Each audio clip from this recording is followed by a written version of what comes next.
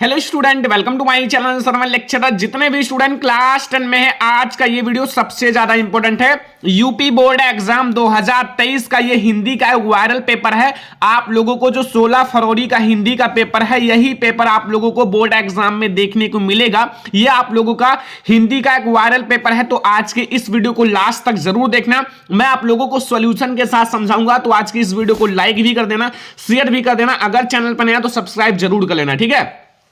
यह क्लास 10 हिंदी का एक वायरल पेपर है। जैसा 2023 बोर्ड एग्जाम में हिंदी का आप लोगों का 16 फरवरी को पेपर आने वाला है, ठीक है। पूर्णांक 70 नंबर का रहेगा, 70 नंबर का आपका पेपर रहेगा और आपके पास जो है 3 घंटे 15 मिनट का समय रहेगा, ठीक है। और यहां आप लोगों के कुछ नोट दिए हुए हैं, देख सकते हो। प्रारंभ के 15 मिनट पर साथी को प्रश्न पत्र पढ़ने के लिए निर्धारित है और प्रश्न पत्र 2 खंड में है, आ और बा, ठीक है। आ वाला आपका रहेगा 20 अंक का ऑब्जेक्टिव क्वेश्चन, यानी कि बहुविकल्पीय प्रश्न, जिसका आंसर आप लोगों को ओएमआर शीट पर देना है। और आपका खंड 12 रहेगा, वो 50 नंबर का वर्णनात्मक प्रश्न रहेगा, जिसको आप लोगों को कॉपी में अच्छे से लिखना होगा, ठीक है। तो सबसे पहले आप लोग ऑब्जेक्टिव क्वेश्चन देखो, जिसका आंसर ओएमआर शीट पर देना है, ठीक है। तो सबसे पहले आप लोग खंड आ देखो, इसमें आप लोगों का लिखा हुआ है निम्नलिखित कथनों में से कोई एक कथन सत्य है, उसे पहचान कर लिखिए। एक एक नंबर का क्वेश्चन ऑब्जेक्टिव रहेगा।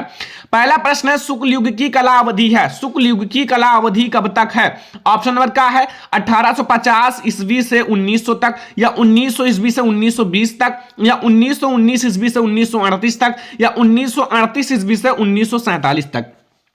तो बच्चों वेरी इंपॉर्टेंट, इसमें जितने भी क्वेश्चन है वो सबसे ज्यादा इंपॉर्टेंट है। आपको बोर्ड एग्जाम में यहीं से सारा क्वेश्चन देखने को मिलेगा।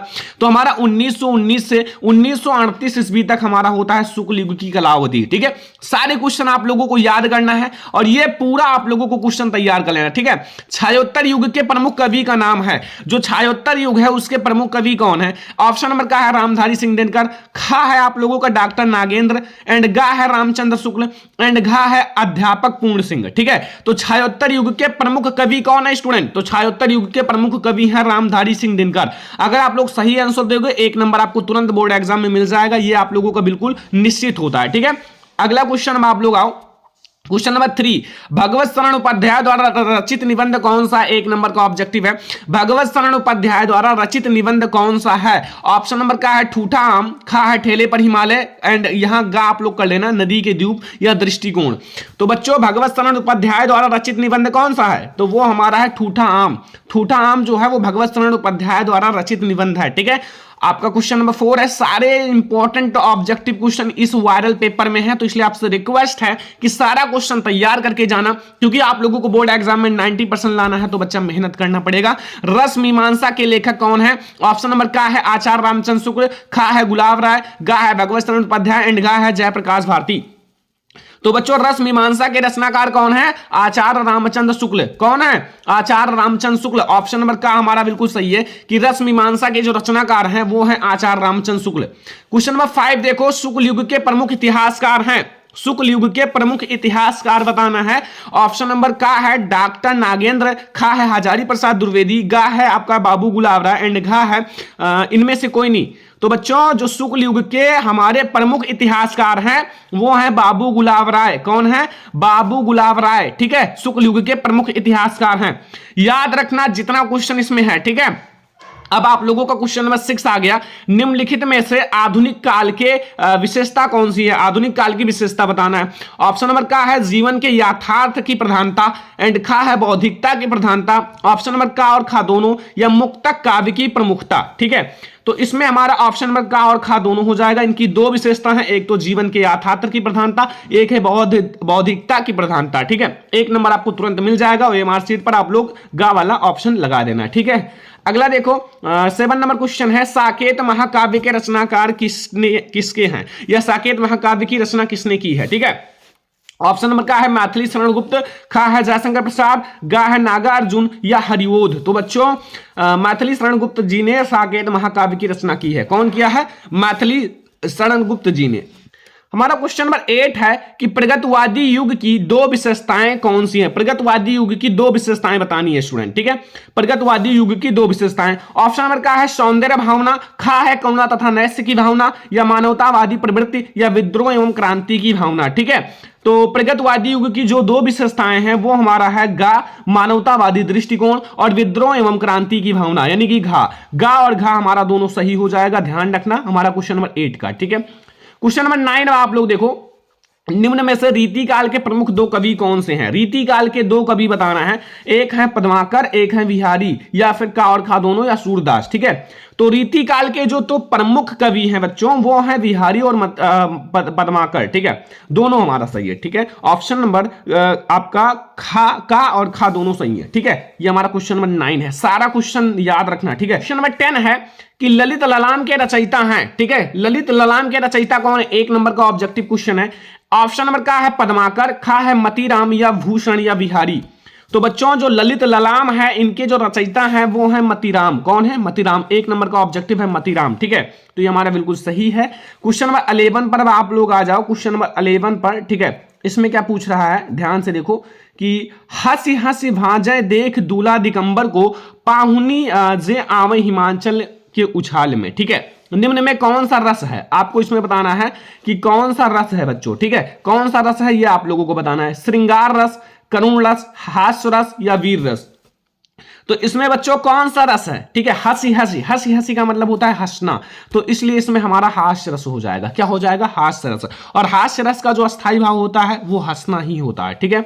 चलो अगला क्वेश्चन देखते हैं, क्वेश्चन नंबर 12 कि हरिमुख मनहु मयंक पंक्ति में कौन सा अलंकार है। हरिमुख मनहु मयंक पंक्ति में कौन सा अलंकार है, उत्प्रेक्षा अलंकार, रूपक अलंकार, उपमा अलंकार, या अनुप्रास अलंकार, ठीक है। तो कौन सा अलंकार है, इसमें हमारा जो अलंकार है बच्चों वो उत्प्रेक्षा अलंकार है। कौन सा है, उत्प्रेक्षा अलंकार। ऑप्शन नंबर का हमारा बिल्कुल सही है। क्वेश्चन नंबर 13 देखो, लिखकर लोहित लेख डूबा गया दिनमन अड़ा, ठीक है। और व्योम सिंधु सखी देख तारक बुंद बुंद दे रहा, ठीक है। इसमें पहले और तीसरे चरण में आपको मात्रा बतानी है।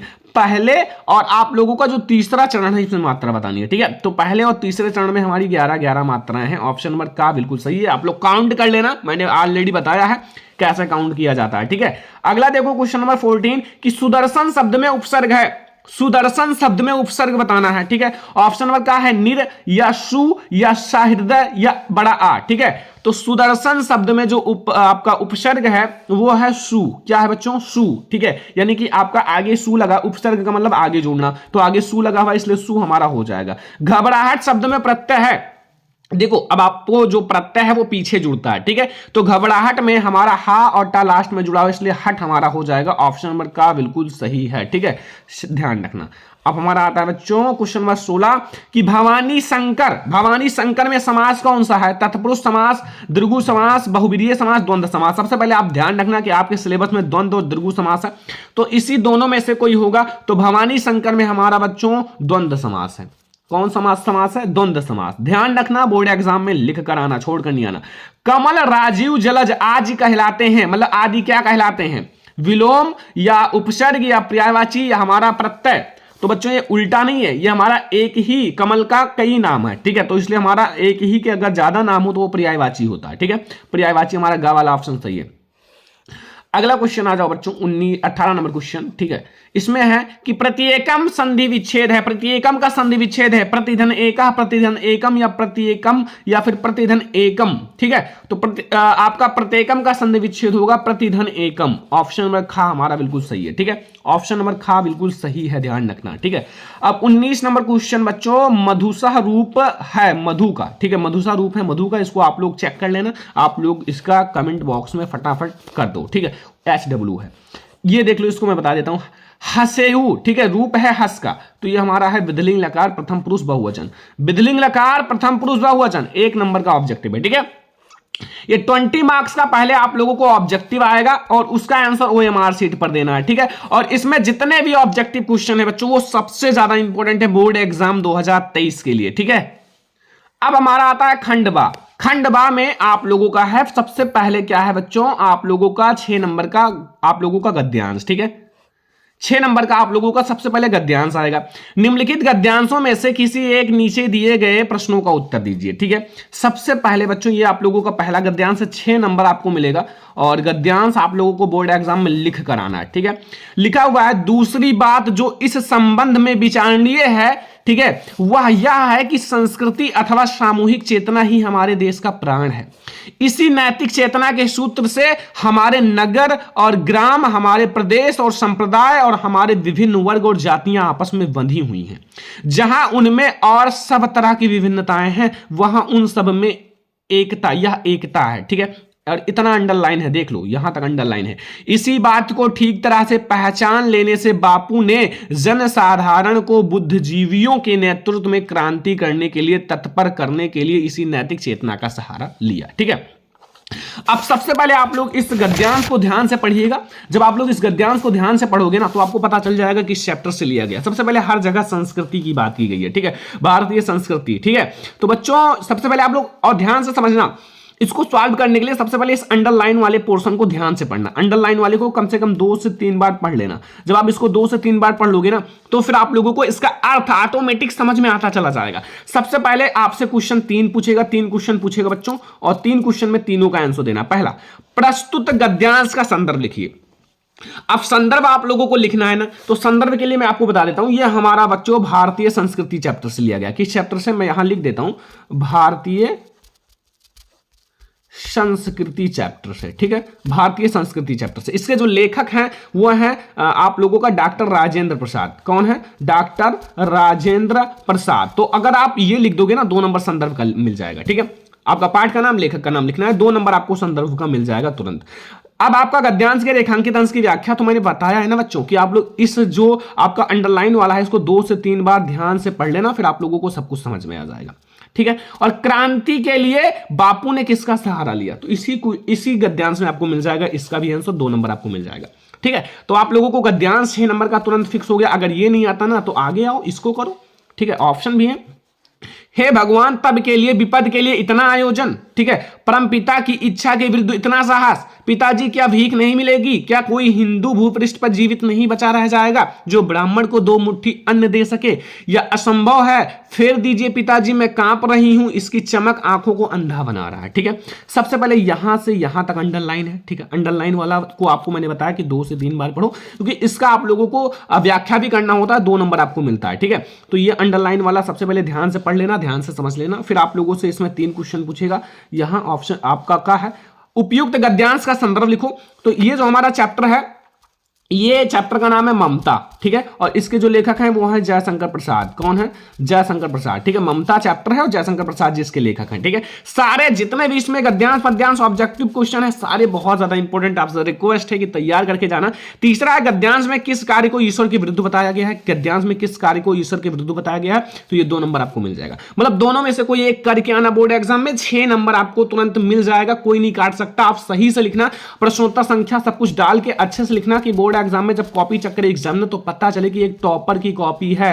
ठीक है, इतना ध्यान रखना। ठीक है, तो अब आप लोगों को आता है पद्यांश। पद्यांश देखो, निम्नलिखित पद्यांशों में से किसी एक का आपको करना, 6 नंबर मिलेगा। 2 पद्यांश रहता है, किसी एक को करना रहता है। ठीक है, अब आपके ऑप्शन देख लो। पहला है, ऊधव मोहि ब्रज बिसरत नाही, वृंदावन गोकुल वन उपवन संघन कुंज की छाही, और प्रात समय माता जसुमत अति अरुनंद देखत पावत, एंड माखन रोटी दहु सजावे अति हित साथ खवावत, गोपी ग्वाल बाल के संग खेलत सब दिन हसत सिरात, और सूरदास धनी धनी ब्रजवासी जिन्होंने हित जदुतात। ठीक है, तो इसमें बच्चों सूरदास वैसे भी लिख दिया, तो सूरदास के कवि हैं और पद चैप्टर से लिया गया, क्या दिक्कत है इसमें, तो वैसे भी आप सकते हो। आप लोग उसकी व्याख्या कर देना, आपको पूरा नंबर मिल जाएगा। ठीक है, संदर्भ लिखना, प्रसंग, व्याख्या सब कुछ आप लोगों को 6 नंबर मिल जाएगा। व्याख्या तो आपको बुक से पढ़ना ही पड़ेगा, जो इंपॉर्टेंट है उसको मैंने बता रखा है एक वीडियो में।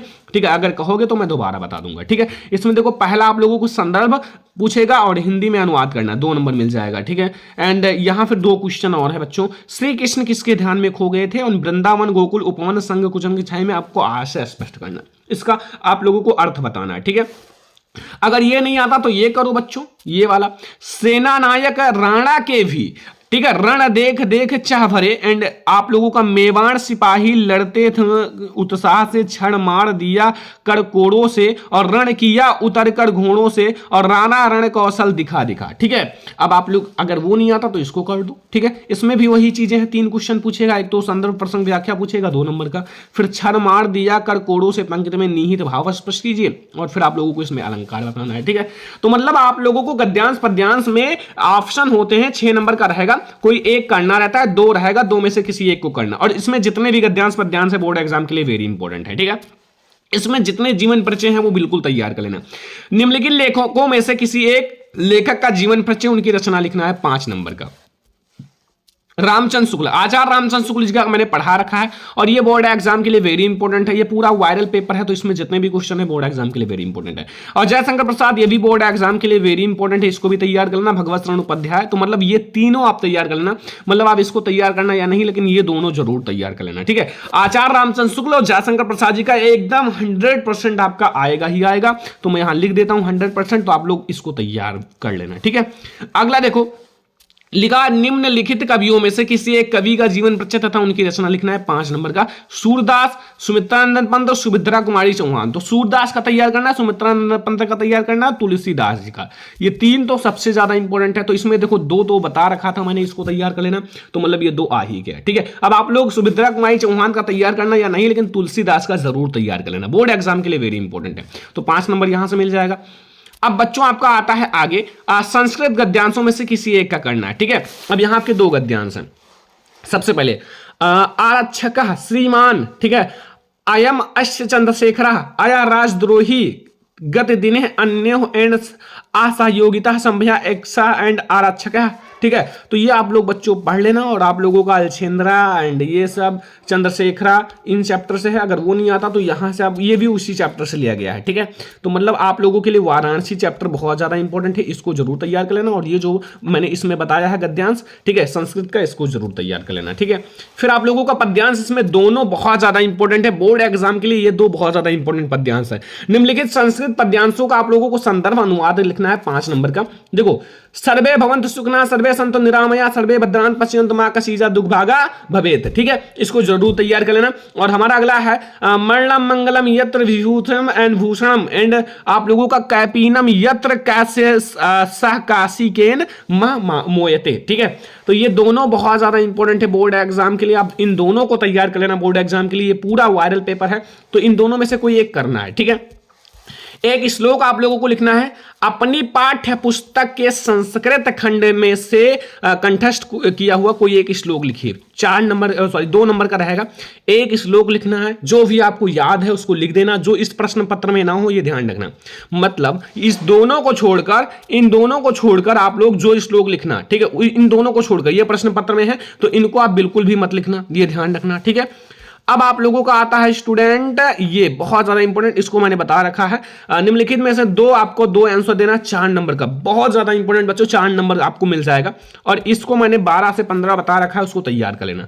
पहला, गीतेह का संदेशा, चंद्रशेखरा स्वनाम किम आकथत, एंड कुत्र लोह्यम विज्ञातम, एंड वातानम शीघ्रम किम अस्ति, एंड अस्तुरम मित्रम का भवति। ठीक है। 4 नंबर। तो इन 5 को आप तैयार कर लेना। मैं आपको बता रहा हूं कि हिंदी का एक वायरल पेपर है, आप लोग इसमें जितने भी क्वेश्चन हैं उसको तैयार करके ही बोर्ड एग्जाम में जाना। ठीक है। तो ये 5 में से 2 का लिखोगे 4 नंबर मिल जाएगा।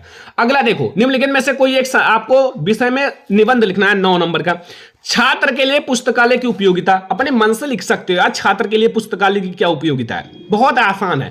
एंड विज्ञान वरदान है अभिशाप, मैंने बता रखा है, विज्ञान वरदान है अभिशाप तैयार कर लो। वन महोत्सव पर तैयार कर लो। ठीक है। इन सबको मैंने बता रखा है। योग शिक्षा आवश्यकता और उपयोगिता, बेटी बचाओ बेटी पढ़ाओ। बच्चों 5 में से 3 से 4 मैंने बता रखा था कि बोर्ड एग्जाम के लिए इंपॉर्टेंट है।